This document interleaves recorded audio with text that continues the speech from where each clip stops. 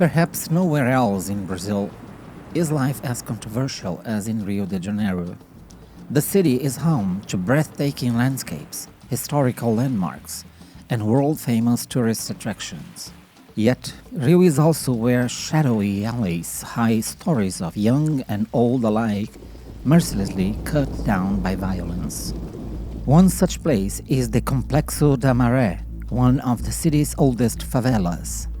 According to a 2021 study conducted by the Building Bridges Project, stress, anxiety, depression, and suicide attempts rank among the most reported issues by over 1,000 Maré residents who were interviewed. Researchers found that 44% of the respondents had been caught in the crossfire of a shooting, with at least 73 of them experiencing this more than once. Moreover, even those who had not directly faced violent incidents shared that they knew someone close who had been injured or killed. The interviews also revealed that 24% of respondents had witnessed someone being bitten or violently assaulted. These events serve as constant stressors in the lives of Maré's residents, shaping their choices and often leading them down paths forged by the trauma they endure. She was an ordinary girl, shaped by life in the favela. Marielle had an intimate understanding of violence, knowing all too well its power to forever alter lives. At the age of 18, her journey towards social justice began to take shape when she started working as a preschool teacher. Still very young, Marielle experienced a tragedy that awakened something profound within her: the death of a close friend caught in a clash between police officers and drug traffickers. The impact of this event only deepened what was already growing inside her. Then, in 2002, Marielle enrolled at the Pontifical Catholic University of Rio de Janeiro, carrying with her the hopes and struggles of her community. Her academic journey culminated in a master's degree from the Fluminense Federal University, where she penned a thought-provoking thesis on the pacification of Rio de Janeiro's favelas. In her work, Marielle laid bare how the pacifying police units oversimplified the complexity of the favelas into an oppressive and superficial system, neglecting the real needs of the residents. In 2006, Marielle Franco became a key figure in the campaign team of Marcelo Freixo, who was running for a seat in the Legislative Assembly of Rio de Janeiro. When Freixo secured the position, Marielle took on the role of coordinator for the Commission for the Defense of Human Rights and Citizenship, where she stood out for her dedication to families of victims of police violence. Her commitment was exceptional. Both civilians and victimized police officers found in her a rare and indispensable source of support. A former commander of the military police who worked with her on cases involving slain officers later remarked that it would be an absurd to claim Marielle did not advocate for the police. Years later, Marielle took an even bolder step by running for city council with the Socialism and Liberty Party, PSOL, in a coalition with the Brazilian Communist Party under the banner "Change is Possible." With over 46,000 votes, she became the fifth most voted city councillor in the municipality and the second most voted woman in the country. Her impact was immediate, and in a short time, her work extended beyond the walls of the city council. As president of the Women's Defense Commission, Marielle tackled sensitive and often overlooked issues such as violence against women and ensuring reproductive rights under the law. During her term, she introduced 16 bills, 2 of which were passed: the regulation of motorcycle taxi services and the Birdhouses Law, designed to provide safe and humane facilities for natural childbirth. However, Her influence extended far beyond her legislative realm. Marielle Franco directly challenged the powerful, taking a resolute stand against police abuses and state violence. She tirelessly exposed human rights violations, earning widespread respect as well as influential enemies. In February 2018, during the federal government's decree of military intervention in Rio de Janeiro, Marielle was appointed as the rapporteur for a commission tasked with monitoring the actions of federal forces. Her name quickly became associated with reports of abuse of power and military violence in the communities. This prominent role placed her at the forefront of political resistance, but also made her a target for a powerful Rio de Janeiro militia that was plotting against her life. And so, we begin today's episode. Allow me to introduce myself. I am Alcione Posamai, and welcome to another frightening episode of Lost Bones. Now, let's delve into the conclusion of one of the most impactful political cases in recent years, unveiling the fatal consequences of an unyielding fight for justice in one of Brazil's most violent states.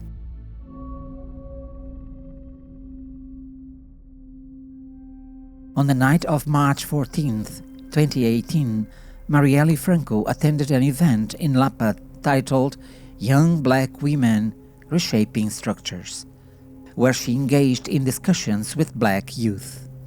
Accompanying Marielle were her assistant Fernando Chaves and her driver Anderson Pedro Matias Gomes, who was 39 years old. That evening, Anderson drove them to the event held at Casa das Pretas, located on Rua dos Inválidos. The debate began around 7 p.m. and Marielle stayed at the venue until shortly after 9 p.m. At the end of the event, she left Casa das Pretas accompanied by Fernando and Anderson. Her assistant accepted a ride as she lived near Marielle's residence. Before getting into the car, Marielle mentioned that she would like to sit in the back seat to stretch her legs and rest. With that, Anderson drove toward the city center. Around 9:30 p.m., as they traveled along Rua Joaquim Palhares in the Estacio neighborhood, Anderson stopped at a red light. At that moment, a silver car pulled up beside their vehicle. The passenger window of the suspect's car rolled down and more than 10 shots were fired at the part of the vehicle where Marielle was seated. 9 bullets struck the car's body and 4 pierced the window. The gunfire fatally wounded both Marielle and Anderson, while Fernanda miraculously survived. The assistant suffered only minor injuries caused by shards of glass. She managed to duck in time as she was not wearing a seatbelt. After the attack, the shooters fled quickly.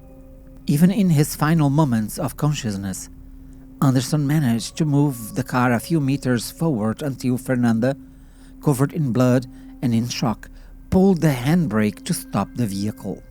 Fernanda could neither hear nor see any response from Marielle after the gunfire. Initially, she believed they had been caught in a shutout between police and criminals, not suspecting that it was a premeditated attack. Shortly afterward, a military police patrol car passed by the scene where Marielle and Anderson's vehicle had been shot. Still in shock, Fernanda asked the officers for help, but she was informed that another patrol car would be sent to the location. When authorities finally arrived at the scene, the deaths of the victims were confirmed, and Fernanda was taken to hospital. At the crime scene, police determined that Marielle had been struck by 3 bullets to the head and 1 to the neck, dying instantly. Anderson Gomes, the driver, was shot 3 times in the back and succumbed slowly. Within a short time, all the victims were identified, and the assassination of such a prominent political figure led the case to be handed over to the federal police for investigation. From the outset, the crime did not appear to be random, but rather an execution. The primary evidence supporting this was that no valuable had been stolen. 2 days later, the federal police announced they would join forces with the civil police of Rio de Janeiro to investigate the case. Rivaldo Barbosa, head of the civil police, confirmed his belief in the execution theory, emphasizing that, beyond the absence of theft, Marielle was widely recognized for her advocacy on behalf of marginalized communities and activists. She frequently denounced killings attributed to police and worked to protect human rights, particularly for black residents and women in the favelas. Rivaldo noted that just days before her assassination, Marielle had publicly condemned the actions of the 41st Military Police Battalion in Acari. According to data from the Public Security Institute shared by Marielle on her social media, the battalion was responsible for the highest number of recorded deaths over the past 5 years. These allegations made Marielle an evident target for retaliation. Investigators handling the case hypothesized that Marielle had been under surveillance, possibly through her online activities. This suspicion gained traction due to her habit of using social media to invite people to events and share her future locations, including the event held on the night of her assassination. Based on witness statements, investigators discovered that a silver Chevrolet Cobalt had been seen nearby, possibly the vehicle used by the assassins. This theory was confirmed when security camera footage near Casa das Pretas showed 2 men inside a silver Cobalt. The recordings revealed that after Marielle left the venue, the suspect vehicle allowed her for approximately 4 kilometers before carrying out the attack. The Rio de Janeiro Ballistics Laboratory conducted the crime analysis and identified the type of ammunition used by the perpetrators.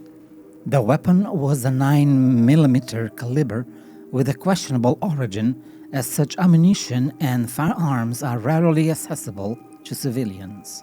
The ammunition used in the crime was identified as part of a lot belonging to the federal police, the same lot used in a massacre in São Paulo in 2015, where 17 people were killed by 3 military police officers and a municipal guard. All those involved in the massacre were convicted. Federal police sources disclosed that the lot had originally been distributed among various units of the force. The São Paulo and Federal District units received the largest share with over 200,000 rounds each. Further investigations revealed that the ammunition used in Marielle Franco's assassination had been stolen years earlier from a postal service facility in Paraíba. The recovered items were subjected to fingerprint and DNA analysis in an attempt to identify the perpetrator through criminal records. However, this analysis yielded no concrete results. Initially, it was believed that the weapon used in the crime was a pistol, but this theory was challenged as investigations progressed. In the months that followed, the inquiry remained largely confidential. Meanwhile, a wave of protests swept across Brazil with demonstrations demanding justice for the councilwoman's murder. This public pressure ensured that the case stayed in the national spotlight. An anonymous tip eventually led investigators to Minas Gerais, where the car used by the assassins was allegedly located. However, the lead quickly proved to be false. In the early stages of the investigation, it was believed that the 3 men were inside the Chevrolet Cobalt and that a second vehicle might have provided support during the crime. Additionally, a report aired by TV Globo revealed the statements of 2 witnesses who, until then, had not been heard by the police. These witnesses stated that the assassin's car forced Marielle's vehicle onto the sidewalk, almost mounting the curb. Contrary to the security camera footage, The witnesses claimed they saw only one car at the crime scene. According to their accounts, a black man was seated in the back of the assassin's vehicle. He reportedly extended his arm out of the window holding a long-barreled weapon that appeared to have a silencer. After the shots were fired, the car sped away. The witnesses also disclosed that at the time, military police officers moved them away from the crime scene and failed to record their statements. On April 10th, investigators working on the case discovered partial fingerprint fragments on the 9mm shell casings used in the assassination. The casings were found at the corner of João Paulo Street and Joaquim Palhares Street in Estácio, where the attack had taken place. 8 of these casings belonged to the same lot sold by the Brazilian cartridge company to the Federal Police Department in Brasilia and later distributed across the country. The 9th casing was part of an imported shipment and, according to investigators, had unique characteristics. These features made it similar to a projectile used in another homicide in a different part of Rio de Janeiro. In the laboratory, experts faced significant challenges in extracting fingerprints or other evidence from the fragmented casings that could be added to the database of civil and federal police. Despite this, the material was deemed crucial for future comparisons with the fingerprints of potential suspects. As the authorities made progress in their investigations, television networks began highlighting possible failures in the case handling. In May, Record TV aired a report exposing serious errors in the process. The report revealed that the victim's car had been left abandoned in the Homicide Division's parking lot for over 40 days without undergoing all the necessary inspections and tests. It was also reported that the bodies of Marielle and Anderson were not subjected to X-ray examinations, a standard procedure in investigations of this nature. The broadcast also anticipated a fact that would be officially confirmed by the police a few days later. Marielle and Anderson were not killed by pistol fire, as initially believed by the investigators. Instead, both were killed using an HK MP5 submachine gun. The network highlighted that this type of weapon is extremely difficult for ordinary criminals to obtain and is typically used by the elite police forces. Another issue raised by Record was the fact that the City Hall cameras installed on the streets where the crime occurred had been turned off days before the double homicide, suggesting premeditation by those responsible. In response to the report's revelations, authorities and relevant agencies cited the confidentiality of the investigations and declined to comment on the presented facts. Also in May, investigators received testimony from another witness implicating councilman Marcelo Siciliano and former military police officer and militiaman Orlando Oliveira de Araújo as the mastermind behind Marielle Franco's assassination. According to these witnesses, the motive was the impact of Marielle's community actions in areas of interest to the militia. The witness claimed to have participated in meetings between Marcelo and Orlando, during which both expressed their desire to eliminate Marielle. In the account, the witness stated that Orlando had said in one of these meetings that the councilwoman was interfering with his business. He allegedly also told Siciliano that the situation needed to be resolved soon. In addition to providing details about the meeting dates, the witness gave the names of 4 men allegedly chosen to carry out the assassinations. These individuals subsequently became suspects of police investigation. The witness was later identified as military police officer Rodrigo Jorge Ferreira. However, about a year later, investigations revealed that his testimony was false and that he had lied at the behest of the militias. It appeared that the objective was to divert attention and hinder the identification of the true masterminds behind the crime. Orlando Oliveira de Araújo, known as Curicica, managed to prove that he was not involved in organizing the assassination. He also reported the false testimonies to the leadership of Rio de Janeiro's Public Security Department. Until this information was clarified, however, both Orlando and Marcelo Siciliano remain key suspects. Meanwhile, investigators in the Marielle Franco case conducted an extensive crime reconstruction that lasted 5 hours, spanning the night and early morning. The goal was to replicate the moment the assassins fired at the car carrying Marielle and Anderson. To achieve this, real weapons and ammunition were used to help witnesses identify the sound of the weapon used in the crime. Marielle's former assistant and attack survivor, Fernanda Chaves, also participated in the reconstruction. Fernanda had left Brazil shortly after the assassination and stayed in Madrid, Spain, for 3 months. In 2024, Fernanda shared notable details about that period. She revealed that she had to leave her home just 2.5 days after the attack and had remained away from Rio since then. During her stay in Madrid, Fernanda was dismissed from her role as an assistant and only returned to Brazil to take part in the crime reconstruction. The official conclusion of the reconstruction was that the assassins used an HK MP5 submachine gun with a silencer. This weapon, capable of firing up to 800 rounds per minute, as previously noted, had already been reported by television networks as the one used in the crime. In August 2018, the police began investigating the possible involvement of a militia group known as the Escritório do Crime. This suspicion gained traction after the group was implicated in the murder of a businessman, Marcelo Diotti da Mata, which occurred in the parking lot of a restaurant on Avenida das Américas. Interestingly, Diotti's execution took place on the same day as the assassination of Marielle Franco.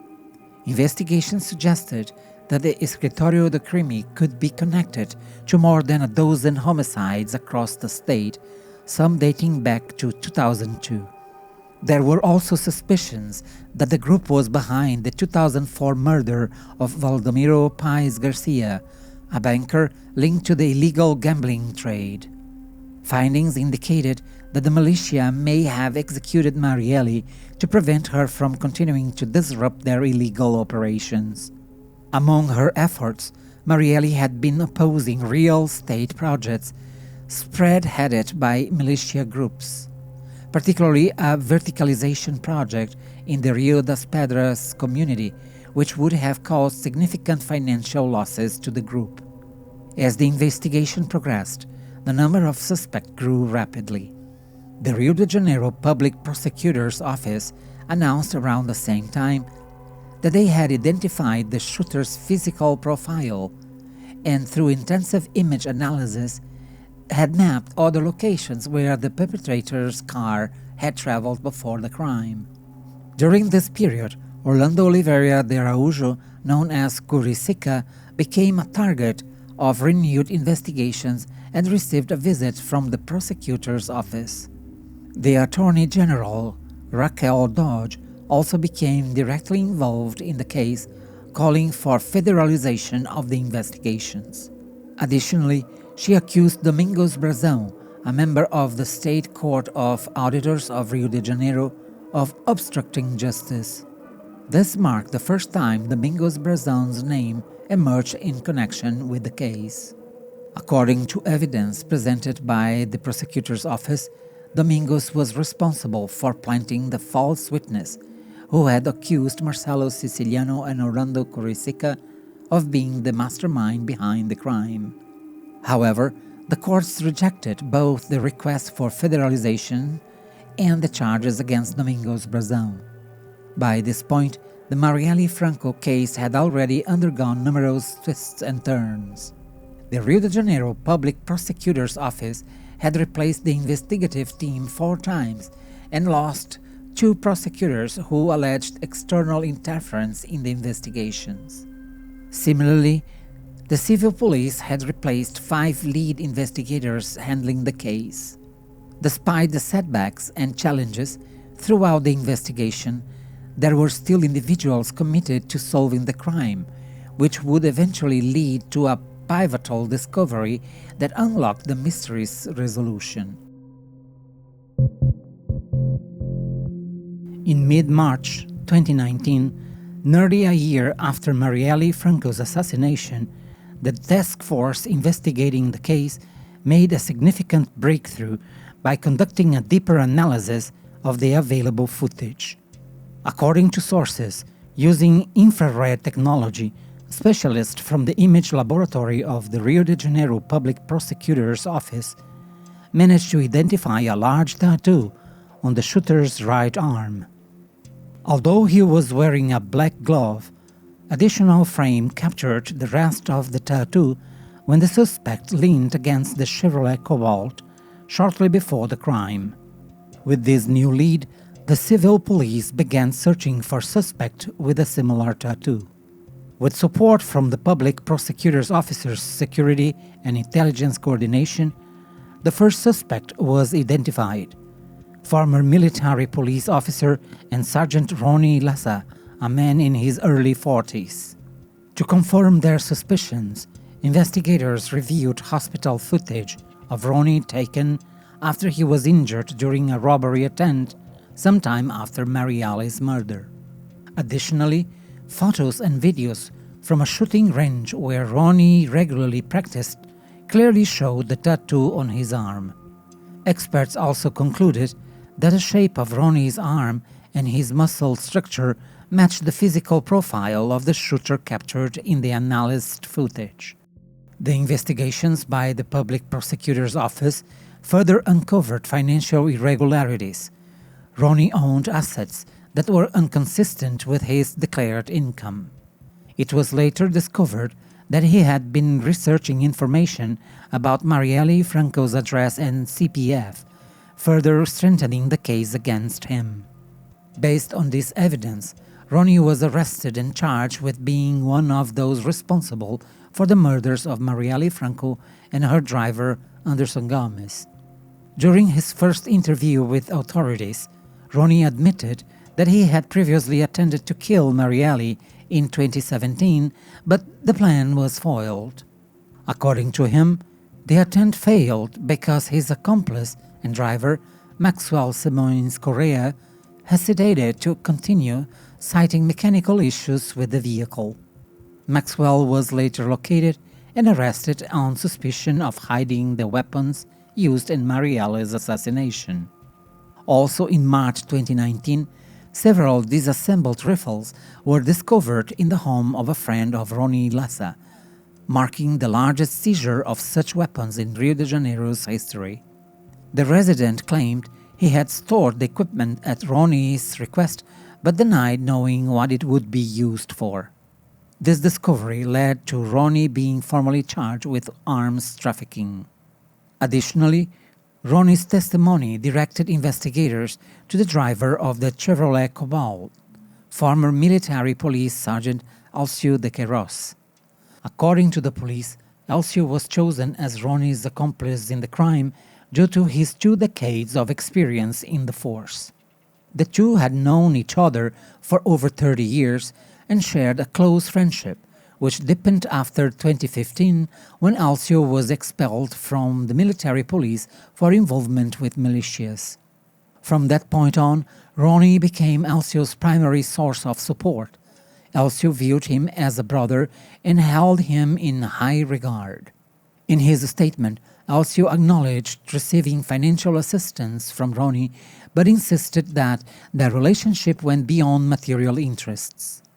At the time of his arrest, police found 8 5.56mm rifle cartridges hidden under the passenger seat of his Renault Logan. In his home, authorities seized a Glock .380 caliber pistol with 5 magazines and 46 rounds, as well as a Taurus .40 caliber pistol with 3 magazines and 72 rounds. As a result, Alcio was charged with the murders of Marielle Franco and Anderson Gomez, along with illegal possessions of ammunition and firearms, magazines, and ammunition stockpiles. With the two suspects awaiting trial, the investigation shifted focus in July 2019 to locating the weapons used in the crime. For this effort, investigators received support from the Navy. A witness, a boatman from the Barra area in Barra da Tijuca, revealed that shortly after Marielle's assassination, he transported a group of 3 men and 1 woman on his boat. According to him, the group boarded with a heavy cardboard box containing smaller boxes and a suitcase. During the crossing, the boatman noticed the group opening the box and removing 6 rifles, which they then threw into the sea. At the end of the trip, one of the men paid him 300 reais before the group departed. This man was later identified as Marcio Montavano. The woman was identified as Elaine Leza, Rony Leza's wife, accompanied by her brother Bruno and another man named Josinaldo. All of them were arrested and charged with involvement in hiding the weapons used in the crime. As the investigation progressed, Rony Leza became the primary focus. He was officially identified as the individual responsible for the murders of Marielle Franco and her driver, Anderson Gomez.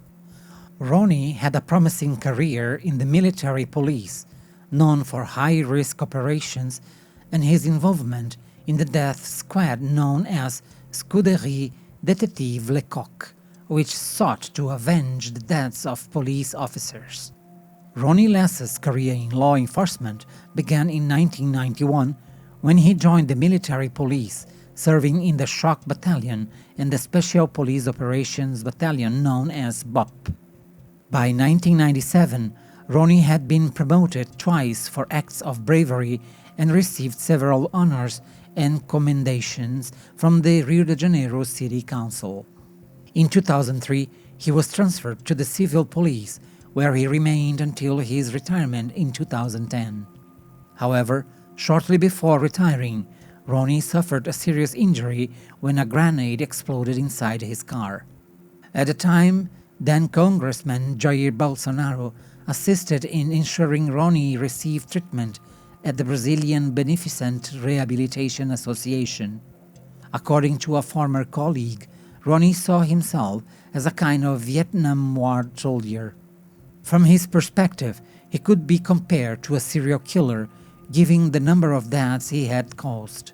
The same colleague recounted seeing Rony shot multiple times during operations, yet he always remained standing, described as a killing machine. Rony's violent history raised suspicions that he was involved in a police operation in the Parque Columbia favela in September 2000, which resulted in the execution of 2 individuals. As the investigation progressed, it was revealed that despite retiring with honors, Rony was far from a symbol of bravery. In reality, he acted as the leader of a militia in Rio's West Zone and owned an illegal bingo hall in Barra da Tijuca, which opened in July 24, 2018, just a few months after Marielle's assassination. Later, in 2018, police seized approximately 80 slot machines from a restaurant that served as a front for the bingo operation. Rony's actions aimed to expand his illegal business into areas controlled by drug traffickers, further increasing his influence in the region. As the investigation progressed, in December 2019, the civil police and the public prosecutor's office identified a new witness in the case. This was Eduardo Almeida Nunes de Siqueira, a resident of the Musema community, a favela controlled by the militia. Eduardo was also known for cloning vehicles and, according to the investigation, had cloned a Chevrolet Cobalt, a model very similar to the one used in the assassination of Marielle Franco. Following this lead, investigators discovered that Eduardo shared a lawyer with Ronnie Lessa, further strengthening suspicions of his connection to the crime.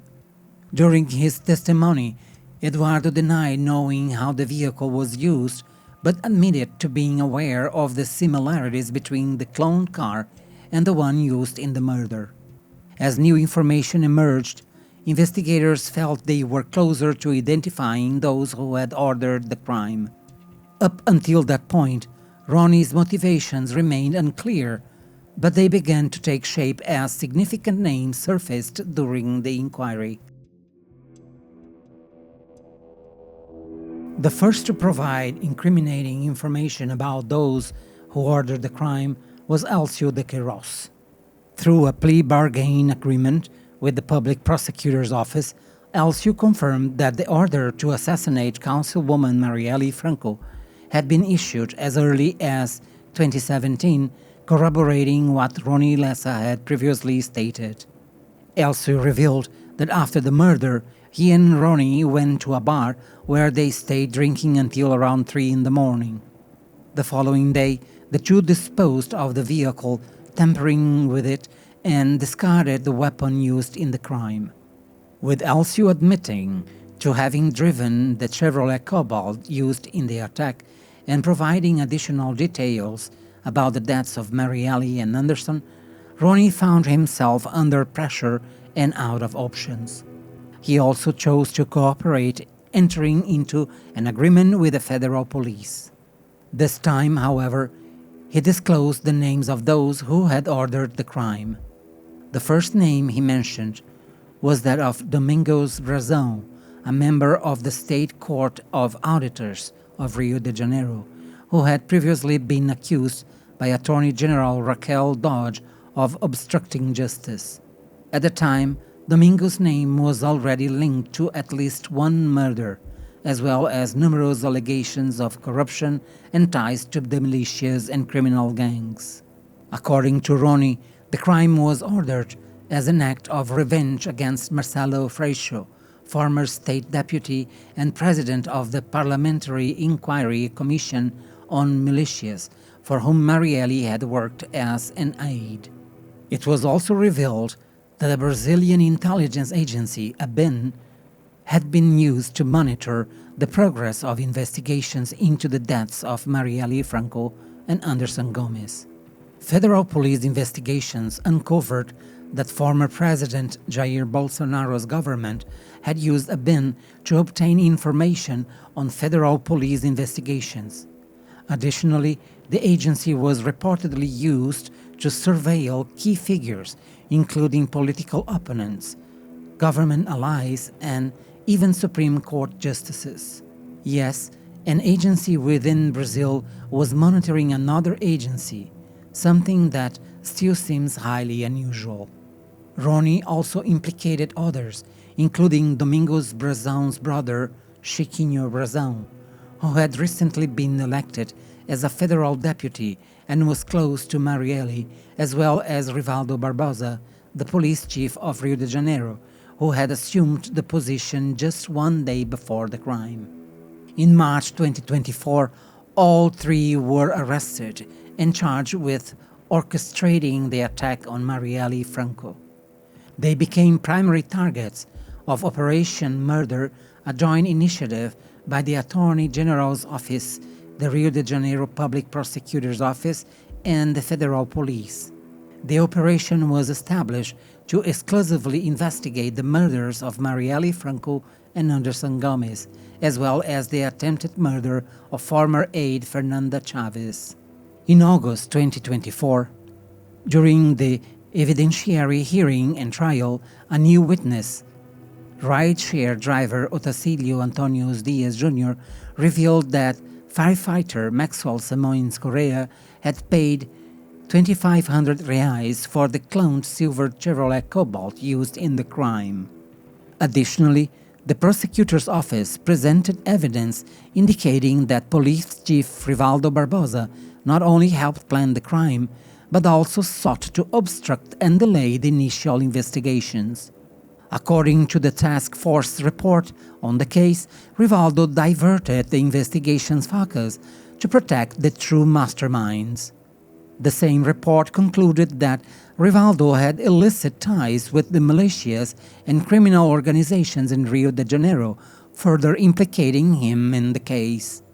Investigations revealed that between 2016 and 2021, multiple homicides linked to criminal gangs were deliberately left uninvestigated by the Capital Homicide Division. Over the course of the investigation into Marielle Franco's murder, Rivaldo raised the name of Gineton Lages, the first lead investigator on the case, who later became a target of the inquiry as well. Suspicions suggested that Gineton Lages had acted as an informant for those who ordered the crime. Moreover, he allegedly gained the trust of Marielle's family under the pretense of aiding the investigation, only to extract privileged information about people close to the councilwoman, complicating efforts to identify the true masterminds. To further this agenda, Gineton used police officer Rodrigo Jorge Ferreira, who falsely implicated Orlando Curicica as the one who ordered the crime, redirecting the investigation away from the actual perpetrators. As part of his public image strategy, Gineton even authored a book titled Who Killed Marielle? While he claimed that the book aimed to help society address similar cases in the future, it was widely viewed as a ploy to maintain his public reputation. Another name that surfaced was that of Commissioner Marco Antonio de Barros Pinto, who also worked at the Rio Homicide Division during the time of the crime. Although investigations did not directly connect Gineton or Marco Antonio to the planning of the assassination, both were removed from their positions by order of the Supreme Federal Court due to suspicions of misconduct and obstruction of justice. In total, the murderous plot surrounding the assassination of Marielle Franco involved the participation of 9 individuals. The masterminds were identified as Domingos Brazão, Chequinho Brazão, and Police Chief Rivaldo Barbosa. Rony Lessa was named as the shooter, while Alcio de Queiroz drove the Chevrolet Cobalt used in the crime.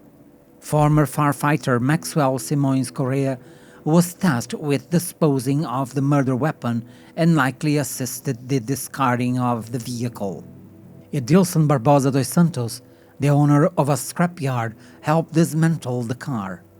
During his testimony, Rony Lessa revealed 2 additional participants: Robson Calixto, a former military police officer and former aide to Domingos Brazão, who allegedly assisted in disposing of the weapon, and Major Ronaldo Paulo Alves Pereira, who was responsible for monitoring Marielle's routine.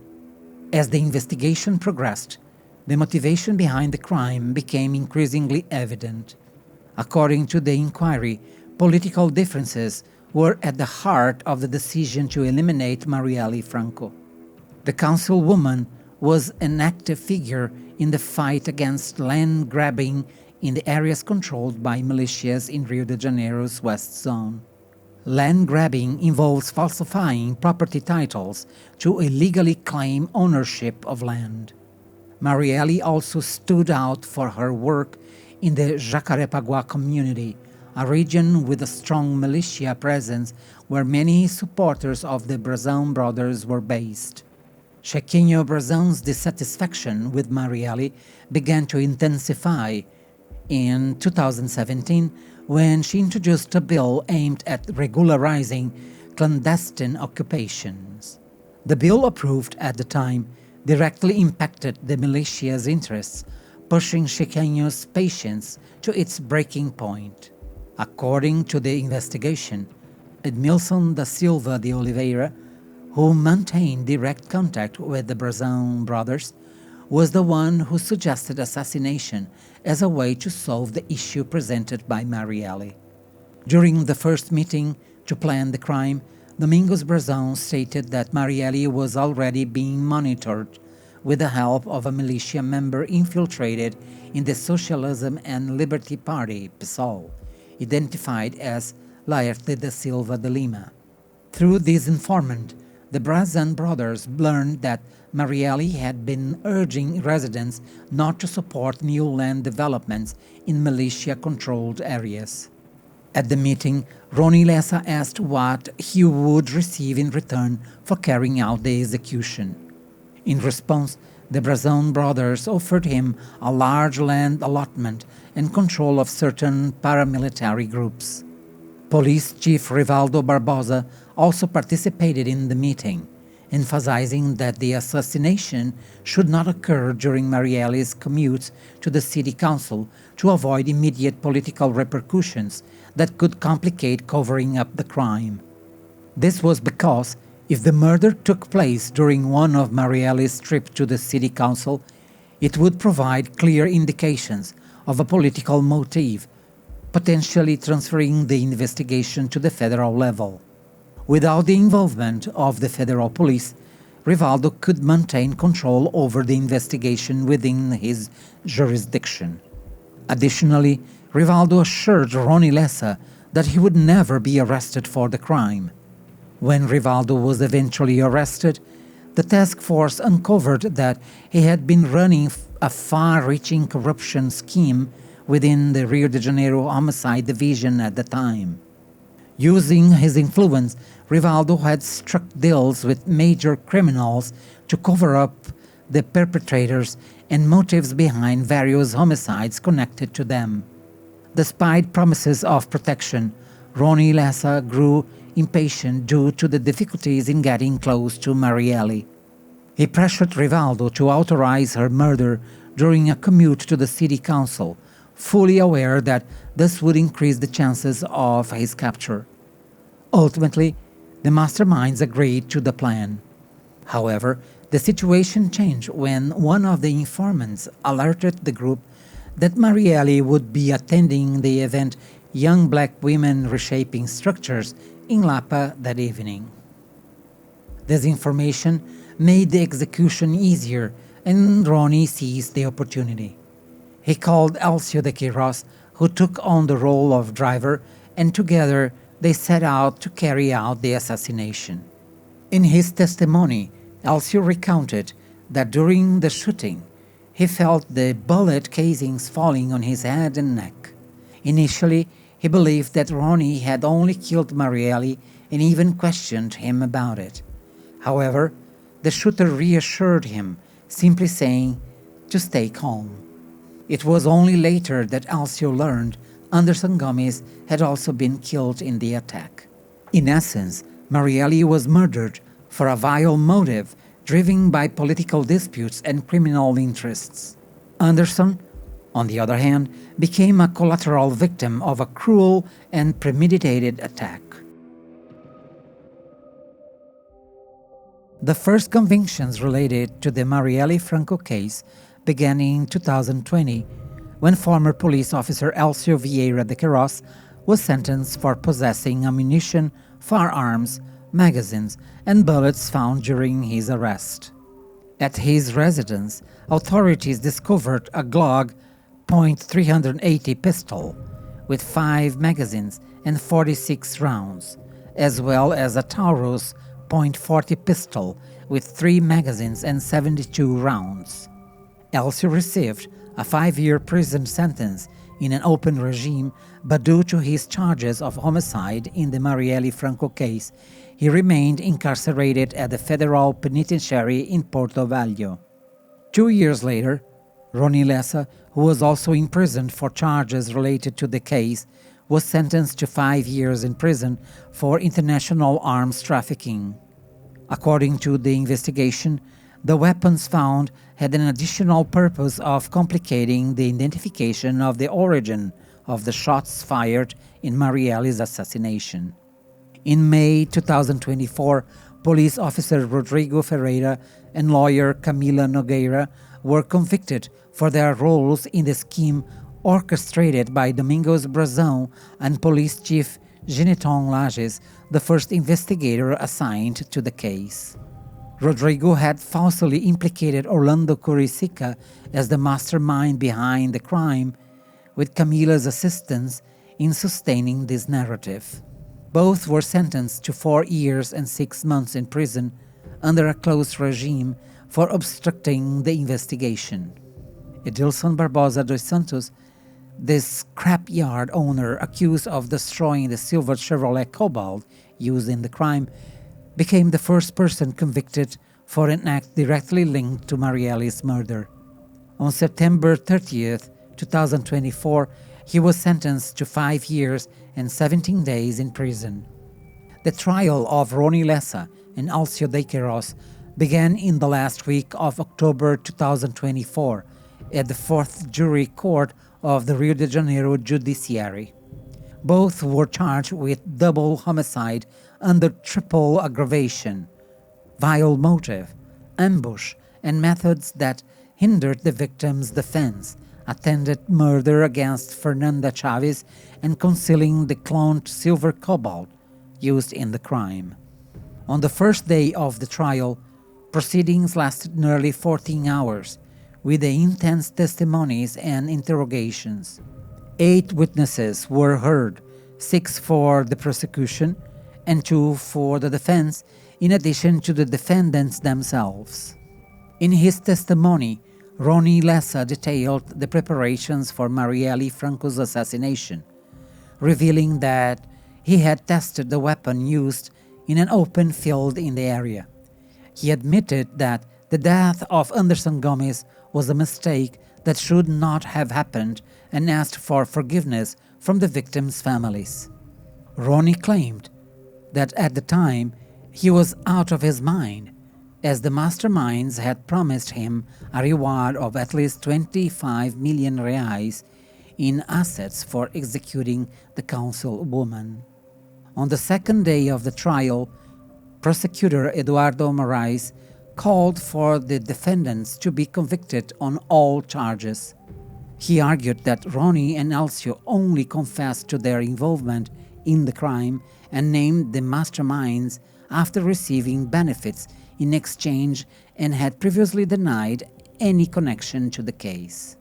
The prosecutor described Rony's apology as insincere, labeling him and Alcio as sociopaths, incapable of showing feelings or empathy for the victims or their families. Throughout the trial, the prosecution chose not to present photos of the victims, focusing solely on securing convictions for those responsible. They presented the entire police investigation, including Rony's meticulous preparations for the crime. According to the findings, Rony monitored Marielle Franco by consulting her public schedules and using paid databases. In November 2017, he purchased a wireless vehicle tracker with a long-lasting battery on Mercado Livre. The following month, he searched for information about anti-radar stickers. By January 2018, he bought a waterproof box for burying weapons up to 114 centimeters, priced at 1,399 reais and 40 cents, which was delivered directly to his home. During this period, Rony also researched accessories for the HK MP5 submachine gun, the same weapon used in the crime. He showed interest in information about deputies who had voted against the federal intervention in the state of Rio de Janeiro. His internet searches frequently included terms related to federal deputy Marcelo Freixo, who was affiliated with PSOL at the time. Some of the terms he researched for included death to PSOL, death of Marcelo Freixo, and Marcelo Freixo hanged. The evidence pointed to a meticulous and calculated preparation, highlighting Rony's cold and methodical nature as the crime executor. His action demonstrated an intense effort to ensure the assassination was carried out with precision, while his searches revealed a deeply obsessive and dangerous mindset. At the conclusion of the trial, the 4th Jury Court of Rio de Janeiro convicted both defendants. Rony Lessa, identified as the shooter, was sentenced to 78 years and 9 months in prison. Elcio de Queiroz, who drove the Chevrolet Cobalt used in the attack, was sentenced to 59 years and 8 months in prison. However, due to plea agreements made with the public prosecutor's office, this sentence will be reduced. Elcio will serve a maximum of 12 years in a closed regime, while Rony will remain in prison for up to 18 years in a closed regime, followed by 2 years in a semi-open regime. Additionally, the sentences were backdated to March 12, 2019, the date of their arrest, a year after the crime. As a result, 5 years and 7 months will be deducted from their maximum sentences. The plea agreement, however, may be annulled if the prosecution discovers that the defendants lied in their testimonies or violated any terms of the agreement. After sentencing, Rony and Elcio were transferred to state penitentiary to serve their sentences.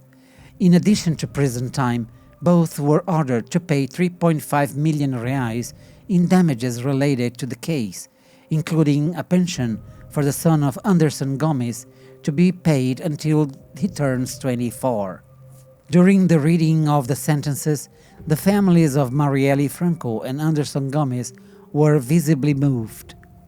The trial was marked by moments of profound anguish, with family members often needing to leave the courtroom due to the emotional weight of the testimonies and revelations presented throughout the proceedings.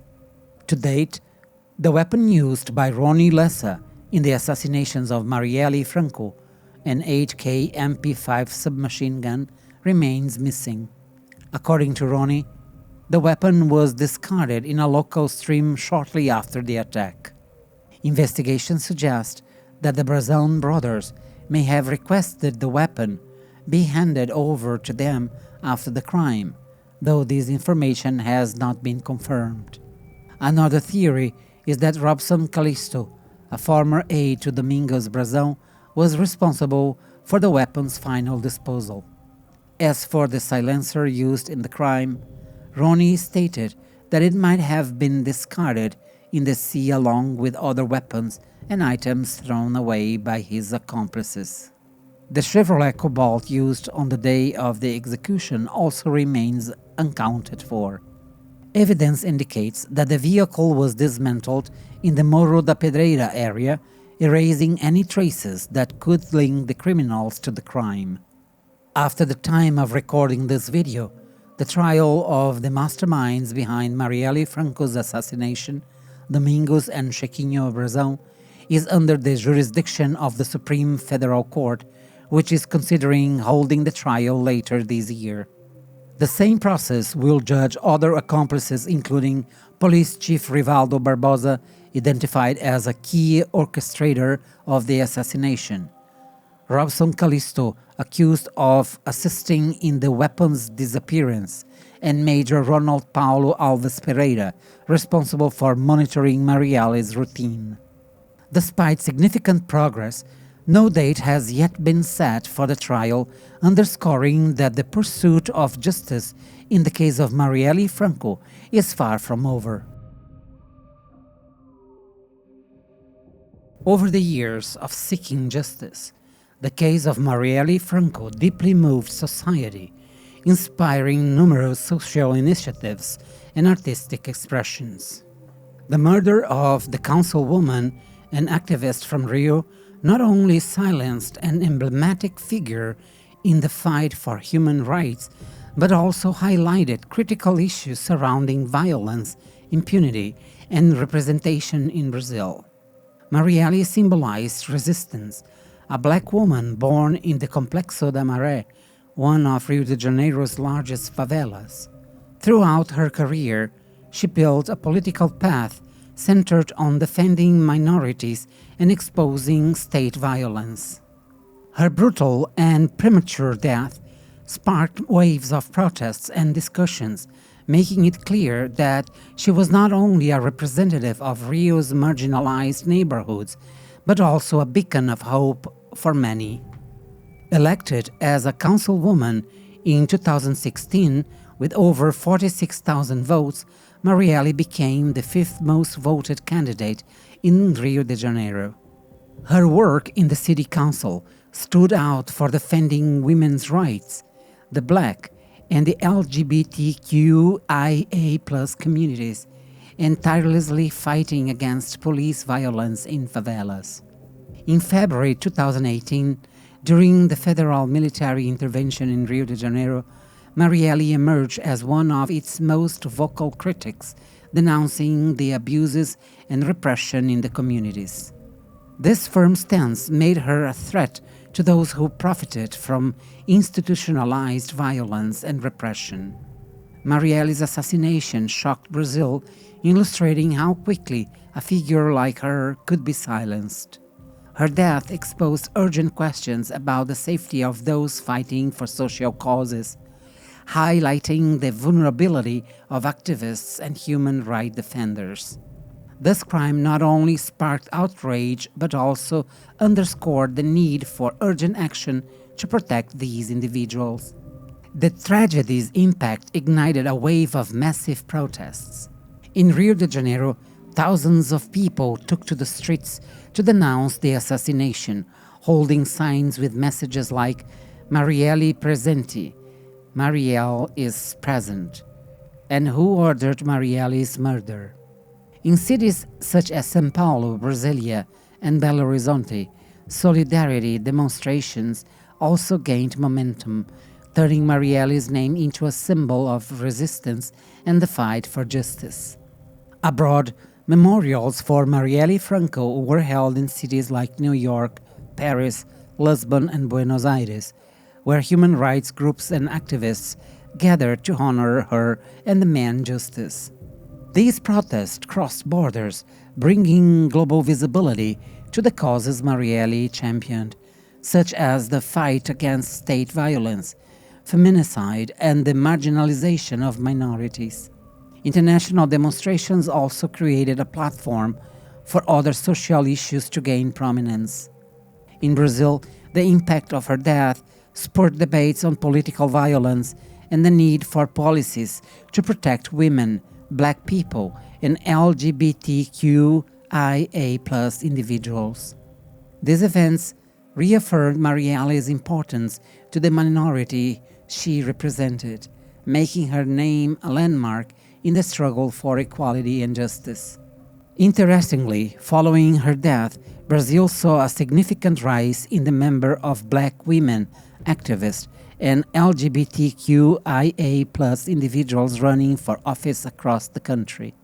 Inspired by her example, many candidates embraced the causes of justice and equality that Marielle had championed, driving a transformation in Brazil's political landscape.